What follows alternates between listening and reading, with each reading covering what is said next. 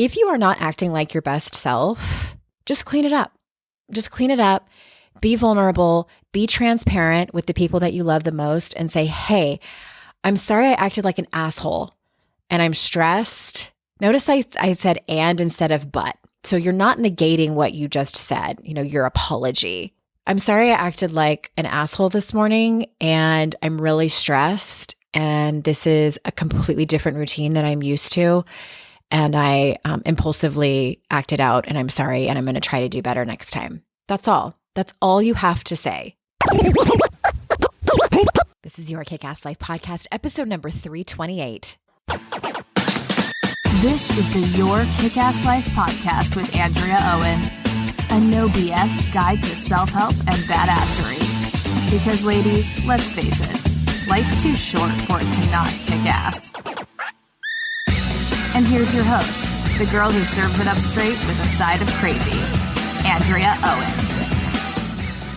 Hey there, ass kickers. Welcome to another episode of the podcast. This is another bonus episode that I'm bringing you that's dropping over the weekend. I hope you are enjoying them as we all wade through this uncertain time. I also hope that you liked the interview with Mama Gina, aka Regina Thomashower, that landed in your ears on Wednesday. I have another interview coming up for you in a few days. But again, this is going to be a solo episode where I'm going to talk to you about something that kind of stopped me in my tracks on Instagram. And I have just a couple of announcements for you. I'm doing something kind of exciting. It's going to be free. And I got an email, it was probably at least a week ago. It was sort of the week when I felt like shit was really hitting the fan. I feel like that first week, what was that? The week of March 9th, I think. Everyone was kind of like looking around like, what's going on? What's happening? And then the next week, I think that was the week of the 16th. That was when it was like papers flying, like freaking out. Yeah, I freaked out for a couple of days too. Thank goodness for Friends, not the show, like my actual friends. Like I do like the show Friends, but my actual friends where we were all scrambling and showing up for each other. But during that time, I got an email, and I've gotten plenty of these emails before, and I cherish every single one. And a woman wrote to me and she said, I want to just thank you for your books and your podcast. I tell everyone about your podcast and your books. I love it. I currently started a book club and we're reading 52 Ways to Live a Kick-Ass Life, and we are meeting to talk about it. And it just broke me and broke me in a really great way. It was one of those things where I knew a big cry was coming, and I read her email and I just broke down and started crying. And it was both the grief of what I was feeling in the present moment and also joy and gratitude for this woman's email. And I immediately thought to myself, you know what? I want to get on a Zoom call with these people that are invested in my work, invested in this book, and do a Q&A. So instead of just doing it for this one particular woman and her book club, I've decided to do it for all of you. So coming up on April 7th, I am going to do that for all of you. And even if you haven't gotten around to reading my books yet, maybe you're just a podcast listener, that's okay too. You can come, and it's going to be really easy to sign up. You can just text the word book club. I think that's actually 2 words, but please text it all in one word for it to work. Book club, all one word, to 55444, and we'll get you signed up. If you are a person who read How to Stop Feeling Like Shit or 52 Ways to Live a Kick-Ass Life, and you're writing in the margins, or you finished the questions at the end of each chapter and you were like, oh, this pertains to my life and I wish I could ask Andrea this, now is your time to ask me. Even if you don't have any questions, what I hear over and over again from people that come to things like this is, when that woman asked that question, it was so helpful for me. Just come and listen to the Q&As. I can't wait to connect with all of you. And again, text book club, all one word, to 55444. If you missed that, head on over to the show notes and you can grab the link over there as well. All right, another thing. We have a playlist. I started making a playlist based on the songs that you were suggesting to me. That link is in the show notes. I think I called it something like YKAL Keepin' On or something like that. So it's on Spotify. So I'm going to be adding more songs as I hear them and just to have something to inspire us and motivate us to keep going. All right, I want to officially start this episode by telling you about two resources you may or may not know about.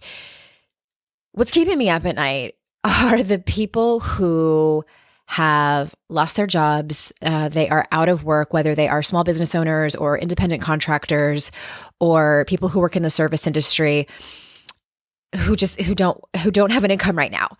The United Way Emergency Relief Fund is one organization that can hopefully help you.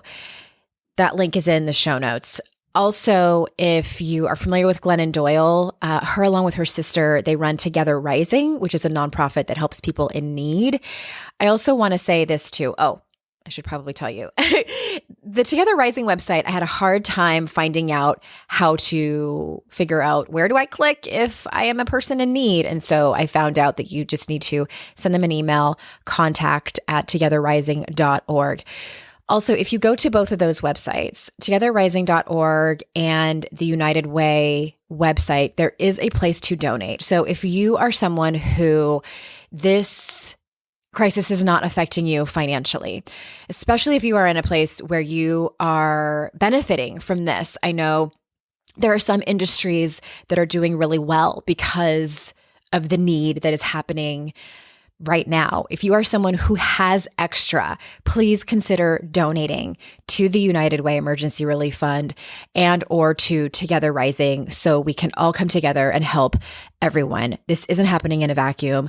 We can't recover all by ourselves from this. We need help from others. All right. What I'm going to talk about, the thing that really stopped me in my tracks, I think it was over the weekend. I can't even remember. I should probably tell you. I've been doing these and telling you like what the date is because it kind of matters. So I'm recording this on Wednesday, March 25th. So it was a handful of days ago. I was scrolling through Instagram, as probably many of us are doing more than usual. I don't know if you know about Humans of New York. It is run by a man who is a photographer. His name is Brandon Stanton, and he takes pictures of people in New York and runs stories on them. And it's pretty straightforward. He also has a book, I think, that came out a year or so ago. And he posted something on Instagram last week that made me pause and think. And it wasn't a picture of someone. It was simply text. And I'm going to read to you what Brandon wrote. Here's what he said. Something is coming. This isn't a philosophical debate. It's not a math problem. It doesn't require a calculator. The worst of what we're seeing across the globe will soon be here. The only thing that separates us is time. Like most people, I've been consumed with the instinct of self-preservation. I've been trying to figure out how to best protect my family. These feelings tend to swell during times of fear and anxiety, but as a storyteller, I'm also feeling a different instinct. I think this will be our generation's world war. Hopefully this war will be short. Hopefully it will pass in a single season. Hopefully containment and warm weather will buy us enough time for a vaccine, and we will greatly limit the loss of life. And hopefully the most dire predictions will prove to be alarmist. But regardless, for a time, the entire world will be at war. The one fortunate twist is that all of us will be fighting a common enemy. As with all wars, each of us will be remembered by our behavior during this time. What instinct did we embrace? The instinct of self-preservation or the instinct of compassion? During our world war, did you make things better or did you make things worse? Did you lash out or did you comfort? If you have extra, did you share?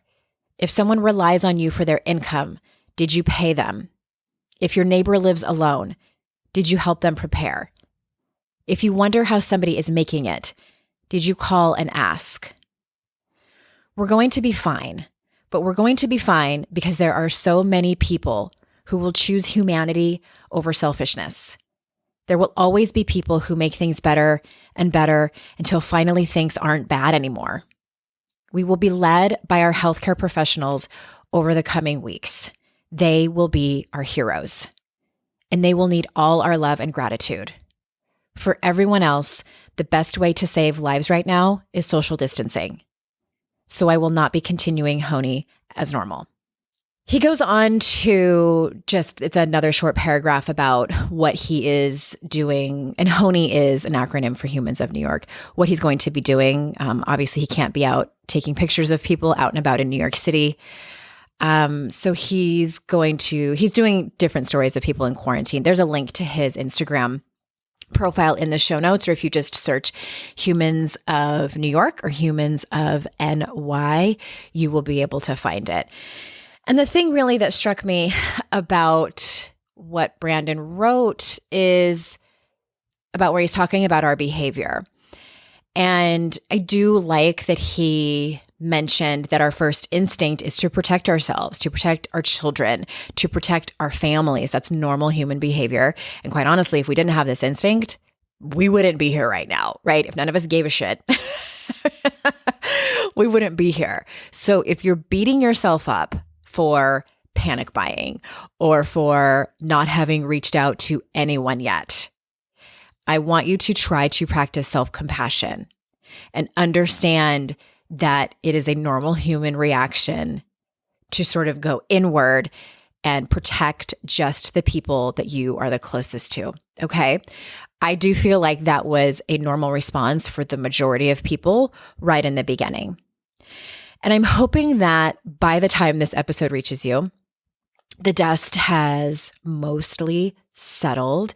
And by dust mostly settled, I mean that hopefully the shock has worn off, that you've figured out what your situation is right now, that you understand we all need to take this day by day. And if you're not there yet, I hope that you're working towards a place of surrender. And if that's the case, may we all be able to think about our behavior. I've been thinking about people who do have the luxury of being able to work from home, because I know that that's a privilege. Not everyone, they either still have to go to work out in the wild or they're not working at all. Regardless, I guess there's a lot of people staying home right now. There's a lot of families together in the home that you're not used to. I work from home. I've worked from home for the last decade plus.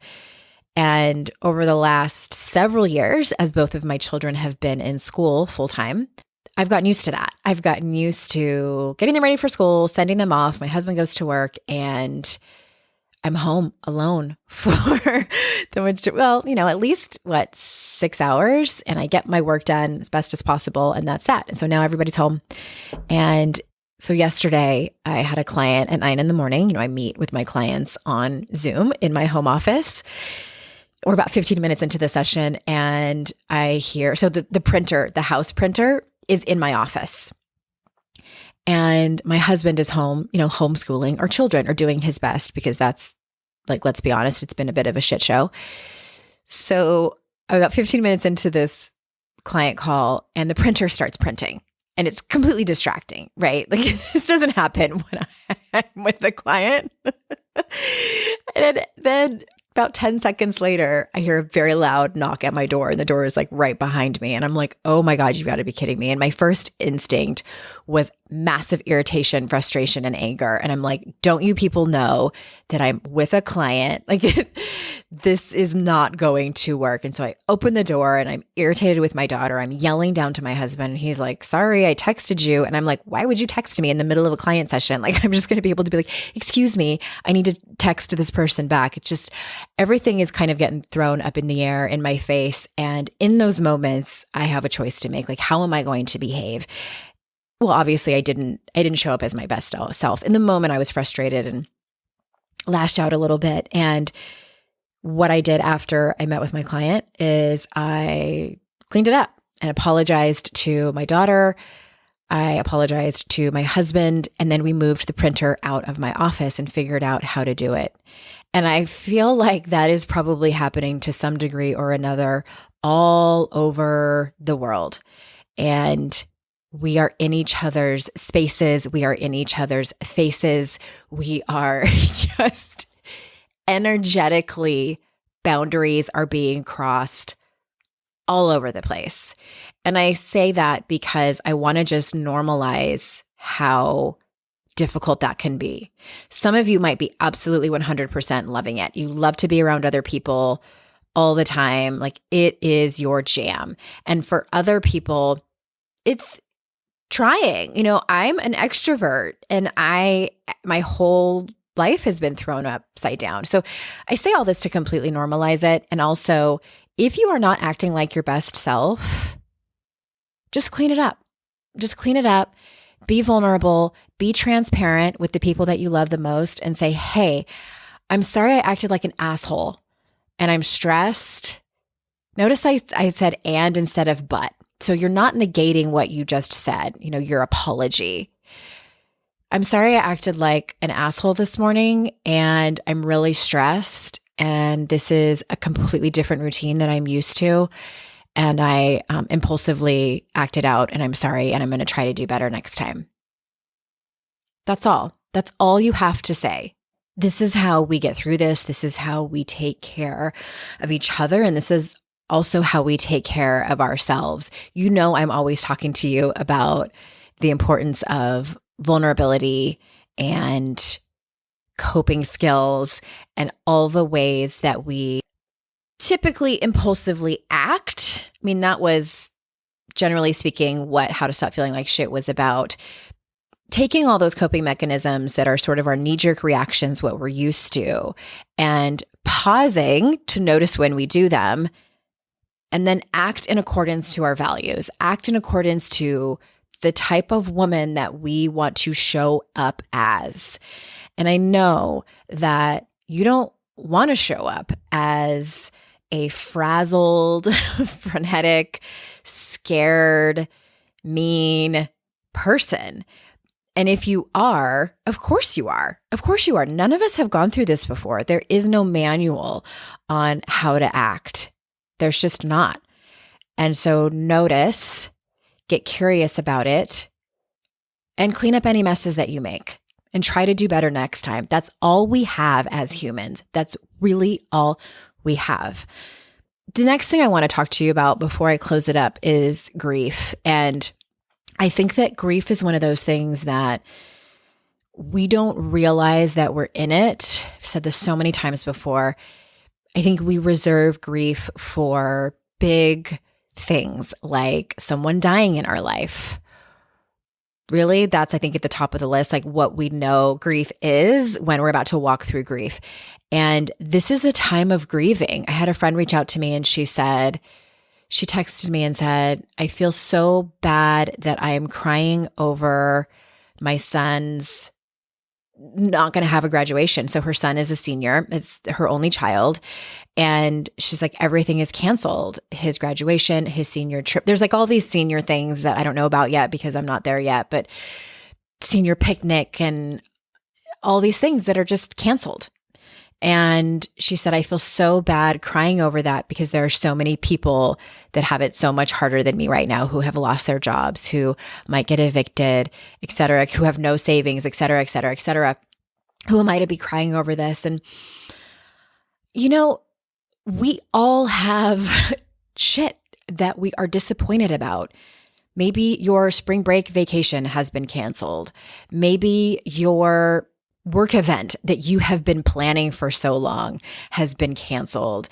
An event that you were going to go speak at, like, et cetera, et cetera, et cetera. There are so many things, fun things, exciting things that aren't happening. And you have every right to be sad and grieve that. We are also grieving a loss of our routine.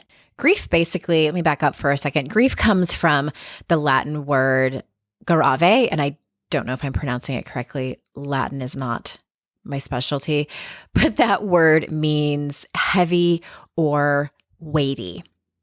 And I don't know about you, but to me, this time is most especially heavy or weighty. So please, please, please allow your grief to happen. Please, please, please don't feel like you need to apologize or think that your story isn't bad enough or whatever it is that you are thinking that you need to be dismissive of your own feelings. As you know, if we don't feel our feelings, they stay with us. They live within us and they manifest in some other way. For some of us, that's anxiety. For some of us, it's insomnia or depression. Sometimes it's lashing out. It's blaming. It's just so many different ways that it will come out, and it might not even be right now. It might stay with you and come out at some other time. So I'm asking you to feel whatever it is that you feel and not make it wrong, not make it bad. Notice if you're feeling embarrassed or ashamed of your own feelings, because this is a time of massive uncertainty, and you denying your feelings is not going to make it go any faster. It's not going to make you feel better.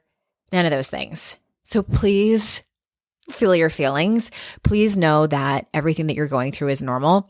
Please reach out to people that you trust. I hope that you have them so you can express whatever it is that you're feeling and they can show up for you. And also ask for what you need.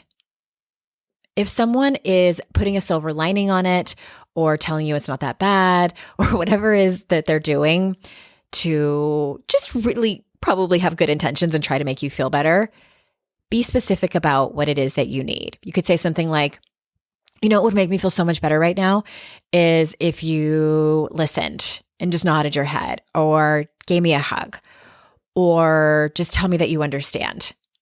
That's it. Please ask for what you need. Please express your feelings. And please know that whatever it is that you are feeling right now is normal. All right, ass kickers, that's all I got for you.